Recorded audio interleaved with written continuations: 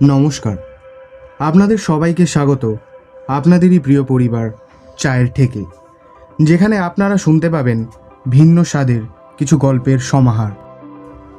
গল্পটি শুরু করার আগে আপনাদের কাছে একটি বিশেষ নিবেদন যে আমাদের টিমে কোনো মহিলা কাস্ট না থাকার কারণে গল্পটিতে থাকা মহিলা চরিত্রটি আমরা নিজেরাই কাস্ট করেছি।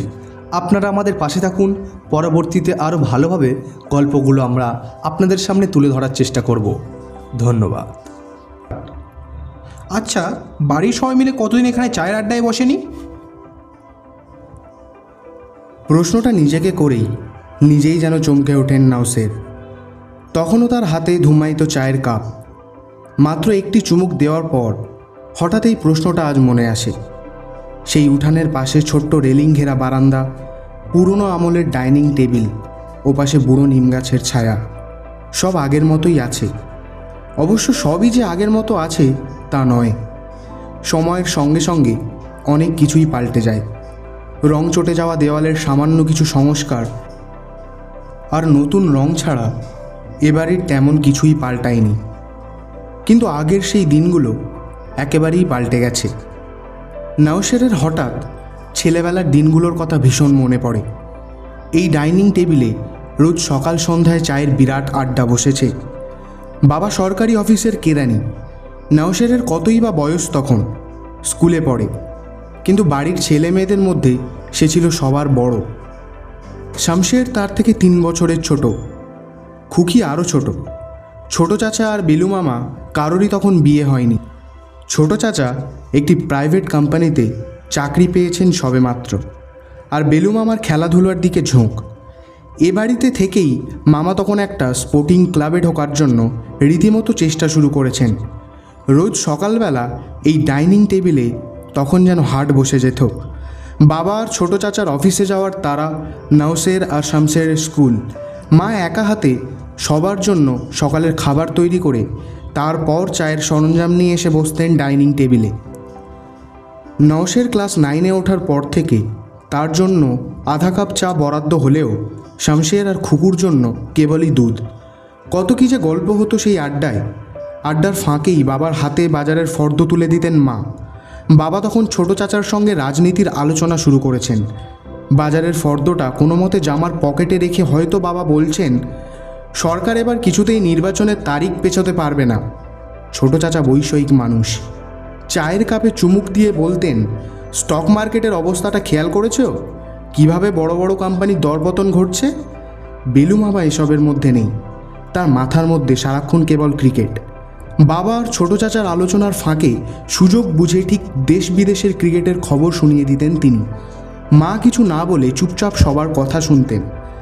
বলতে গেলে এই ডাইনিং টেবিলে বসেই বাড়ির রান্নাঘর থেকে শুরু করে দেশের রাজনীতি, শেয়ার বাজার থেকে খেলাধুলার খবর কোনো কিছুই বাদ যায়নি কোনো দিন। কিন্তু কাপের চা শেষ হওয়ার সঙ্গে সঙ্গে আশ্চর্য রকমভাবে আলোচনাও শেষ হয়ে যেত। এদিকে এতক্ষণ রাজনীতির আলোচনা করে বাবা যে বাজারের ফর্দের কথা বেমালুম ভুলে যাবেন সেটা মা ভালোই জানতেন। তাই আর একবার মনে করিয়ে দেন, বাজার থেকে কি কি আনতে হবে ভুলো না যেন। কিছু আনতে হবে নাকি? দাও তাহলে একখানা ফর্দই লিখে দাও। আবার সন্ধেবেলা বাবা অফিস থেকে বাড়ি ফিরলে সেই একই দৃশ্য। মা মাঝে মধ্যে এসে পড়লে বসে যেতেন সেই আড্ডায়। এতদিন পরও ছবির মতো ঘটনাগুলো যেন চোখের সামনে এসে ভিড় করে। মনে হয় এই তো সেদিনের কথা। এরই মধ্যে বাবার মৃত্যু এবং ছোট চাচার বিয়ে করে বিদেশে চলে যাওয়া। এর পরেও এ বাড়ির চায়ের আড্ডাটা কখনো বন্ধ ছিল না। বেলু মামাও ততদিনে একটা ন্যাশনাল ক্রিকেট ক্লাবের ম্যানেজার হয়ে আলাদা বাসা নিয়ে চলে গেছেন। সময় পেলে মাঝে মধ্যে মামিকে নিয়ে এ বাড়িতে বেড়াতে আসতেন। আর নাওশেরকে এরই মধ্যে পড়াশোনার পাঠ শেষ করে সংসারের দায়িত্ব নিতে হয়েছে। ছোট একটা ব্যবসা দিয়েই তার কর্মজীবনের শুরু। এদিকে আর মাত্র 2 বছর পর তার ছোট ভাইয়ের প্রকৌশল বিশ্ববিদ্যালয় থেকে পাশ করে বের হওয়ার কথা। খুকিও পাবলিক বিশ্ববিদ্যালয় থেকে গ্র্যাজুয়েশন শেষ করেছে। নাওশের সারাদিন ব্যবসার কাজে ব্যস্ত থাকলেও সকাল সন্ধ্যা ডাইনিং টেবিলে চায়ের আড্ডায় তার হাজিরা কিন্তু বন্ধ হয়নি। মা তখনও নিজের হাতে ছেলেমেয়েদের জন্য চা করে আনেন। চায়ের টেবিলে বসে সবার মধ্যে অনেকক্ষণ ধরে কত কথাই যে হয়। শামশের বিদেশের স্কলারশিপের জন্য এখন থেকেই খোঁজ খবর শুরু করেছে। মা তখন খুকির বিয়ের চিন্তায় অস্থির। চায়ের কাপে আরও একবার চুমুক দেন নওশের। সময় কারোর জন্য অপেক্ষা করে না।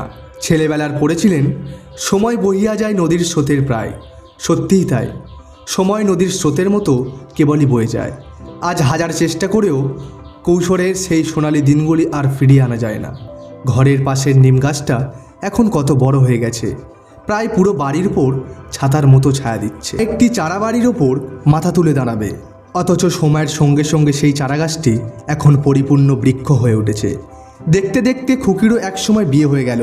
শমশের প্রকৌশল বিশ্ববিদ্যালয় থেকে পাশ করে বের হওয়া মাত্র কয়েক মাসের মধ্যেই বিদেশি স্কলারশিপ নিয়ে দেশের বাইরে চলে যায়।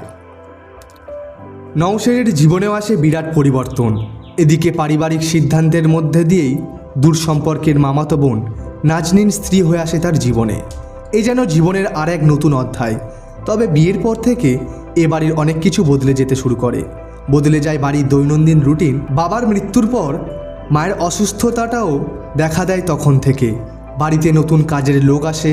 মাকে আর নিয়ম করে দুবেলা চা তৈরি করতে হয় না, বরং কাজের লোক সবার ঘরে ঘরে সময় মতো চা পৌঁছে দিয়ে আসে।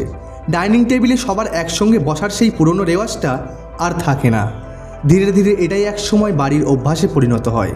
যে যার মতো চুপচাপ এসে ডাইনিং টেবিলে বসে খেয়ে চলে যায়। এমনও হয়েছে সপ্তাহের 7 দিন হয়তো বাড়ির অনেকের সঙ্গেই অনেকের দেখা হয়নি। একই বাড়িতে থেকেও নওশেরের সঙ্গে মেয়ে নীলার কতদিন যে দেখা হয়নি তা এখন হিসেব করে বের করা মুশকিল। আমার হিয়ার মাঝে লুকিয়েছিলে দেখতে আমি পাইনি। দোতলা থেকে নীলার খালি গলায় গাওয়া গান ভেসে আসছে। চায়ের কাপটা টেবিলে রাখেন নওশের। মেয়েটার গানের গলা ভারী মিষ্টি হয়েছে, একেবারে মায়ের স্বভাবখানি পেয়েছে। অবশ্য বিয়ের পর এ বাড়িতে নাজমিনের আর কখনো গান গাওয়া হয়নি। সংসারের কাজেই সে নিজেকে আষ্টে পৃষ্ঠে জড়িয়ে ফেলেছে। নওশেরকে ক্রমশ নিজের ব্যবসার কাজে এত বেশি ব্যস্ত হতে হয়েছে যে বাড়ির সবার খোঁজ খবর নেওয়ার মতো সময়ই আর তার হয়ে ওঠে না। নাজমিন একাই সংসারের দায়িত্ব নিজের কাঁধে তুলে নিয়েছিলেন। নওশের বুঝতেও পারেননি কখন কিভাবে তাদের মেয়ে নীলা বড় হয়ে উঠেছে। তবে মেয়ের যে গানের দিকে ঝোঁক আছে নওশের সেটা বরাবরই জানতেন, কিন্তু ও যে এত ভালো গান করে সেটা জানতেন না। জানবেনই বা কী করে? কোনোদিন মেয়ের গান শোনার মতো কি তার সময় হয়েছে? সময় তো তার হয়নি কখনো। সারাক্ষণ ব্যবসার কাজে দেশ বিদেশে ছুটেছেন তিনি, বিশ্রামের সময়ই যেন হয়নি কখনো। কিন্তু এই করোনাকালে এখন তার বাড়িতে অখণ্ড অবসর। কিছুতেই এখন যেন সময় আর কাটতে চায় না। খালি চায়ের কাপটা টেবিলে রেখে নওশের অনেক আগেই উঠে দাঁড়িয়েছেন। এবার এগিয়ে যান সিঁড়ির দিকে। নীলার ঘরটা দোতলার ঠিক দক্ষিণে, একেবারে শেষ দিকে। নওশের পায়ে পায়ে সেদিকেই এগিয়ে যান। নীলা তখনও গান গেয়ে চলেছে। বাহির পানে চোখ মেলেছি, আমার হৃদয় পানে চাইনি। নিজের ঘরের ওয়ার্ড্রবে জামাকাপড় গুছিয়ে রাখতে রাখতে আপন মনেই গাইছিল নীলা। ও যখন নিজের কোনো কাজের মধ্যে ডুবে থাকে তখনই গুনগুন করে গায়, মনের আনন্দেই গায়। আজ সেভাবেই আপন খেয়ালে গাইছিল। হঠাৎ দরজার বাইরে বাবাকে দেখে চমকে ওঠে নীলা। বাবা, তুমি বাইরে দাঁড়িয়ে আছো কেন? ভিতরে এসো। হঠাৎ তোর গান শুনে উপরে উঠে এলাম। আমার গান শুনে? হ্যাঁ, মানে আগে তো কখনো সেভাবে তোর গান শুনিনি, তাই আর কি। বাবার কথায় এবার নীলা হেসে ফেলল। আমার আবার গান? কেন, ভালোই তো গাইলি। একটু আধটু যখন যা মনে আসে গাই, তবে সেটা গান হয় কি না জানি না। কি যে বলিস, আমার কাছে তো বেশ ভালোই মনে হলো। তাই নাকি? হ্যাঁ, ওই যে তুই গাইলি হিয়ার মাঝে লুকিয়েছিলে দেখতে আমি পাইনি। সত্যি তুমি আজ এত মনোযোগ দিয়ে আমার গান শুনেছো বাবা? মেয়ের কথায় এবার বেশ লজ্জায় পড়ে যান নওশের। সত্যিই তো, এই এতটা বছর একই বাড়িতে থেকেও নিজের মেয়ের গাওয়া একটা গান কখনো শোনা হয়নি। আসলে শোনার মতো সময় হয়ে ওঠেনি তার। কিন্তু আজ মনে হলো মেয়ের গান আরও আগেই শোনা উচিত ছিল। মেয়ের প্রশ্নের জবাবে ঠোঁটের কোণে এক টুকরো হাসি টেনে ধরেন নওশের। আগে তো গান শোনার মতো আমার সময় হয়ে ওঠেনি মা, তাই বুঝতে পারিনি। তা ঠিক, তুমি তোমার ব্যবসা নিয়ে সবসময় ব্যস্ত থাকো, গান শোনার সময় কোথায় তোমার বাবা? মেয়ের কণ্ঠে ক্ষোভ নাকি অভিমান নাওশের ঠিক বুঝতে পারেন না, তবু বলার চেষ্টা করেন, আসলে ব্যবসার ভেতরে ডুবেছিলাম, তাই বাড়ির কে কী করছে কোনোদিন জানতেই পারিনি। এবার তবে জানতে পারলে বাবা? হ্যাঁ, এই যে তুই কখন কিভাবে গ্র্যাজুয়েশন শেষ করলি সেটাও বুঝতে পারিনি, তোর মায়ের কাছে শুনেছি তবে। তাহলে বলতে হয় করোনা ভাইরাস এলো বলেই আমরা এখন সবাই সবাইকে জানতে পারছি, তাই না বাবা? কথাটা মন্দ বলিসনি, আসলে ব্যস্ততা আমাদের পারিবারিক সম্পর্ককেও দূরে সরিয়ে রেখেছিল। একসঙ্গে বসে কথা বলার মতো এরকম অবসর আগে কখনো আসেনি, তাই হবে বোধহয়।